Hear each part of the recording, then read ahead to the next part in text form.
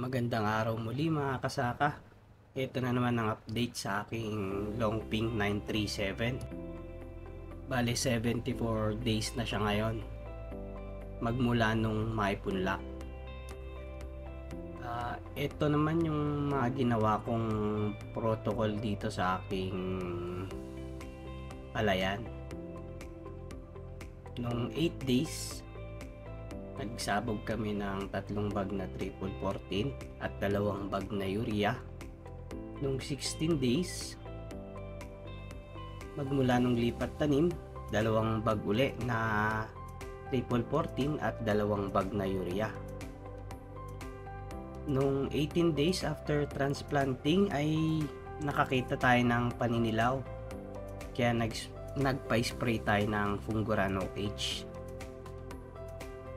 Nung 30 days, nagpa-spray tayo ng insecticide tsaka systemic na fungicide, yung Tango 70 WP.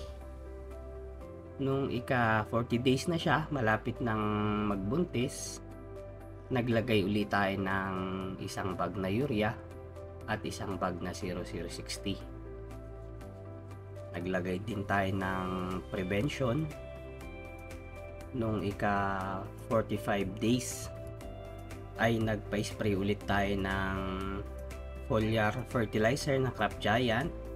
Nagpalagay din tayo ng Lanate at saka Prevaton para systemic, para sa stem borer at yung leaf folder. Nung nakaraan kasi tinamaan ako tsaka nung nakaraang nakaraang 2 araw, nung sumasapaw na siya, nagpalagay tayo ng para sa tiyangaw, naglagay tayo ng Vindex tsaka Cartap. Yun lang mga kaibigan. Ang mga suhi niya ay hindi ko na pagsuhing mabuti. Medyo nakukulangan talaga ako. Pati yung aking kasama sa bukid ay nakukulangan din. Sana daw nag-triple 2 na lang kami. Pero ganun pa man, saka na lang natin husgahan pag naisa ko na. Baka naman kahit konti ang suwi, babawi naman sa bigat ng timbang.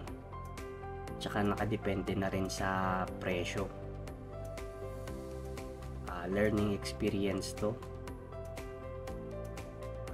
Sana wag naman charge to experience lang. Sana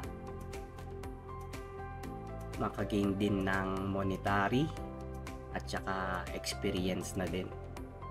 Yun lang mga kaibigan, pagpatuloy nyo lang na panoorin. Tsaka bawat palayan, hindi naman perpektong palayan, meron pa ring pinagkainan ng daga rito, ay pinagkagatan ng daga. Nakikita nyo yung mga maraming damo, ayan yun, butas-butas, tsaka nahuli na yung mga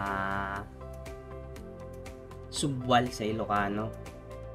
Ayan, ito yung isang pinitak, isang silong na grabe ang damage ng daga.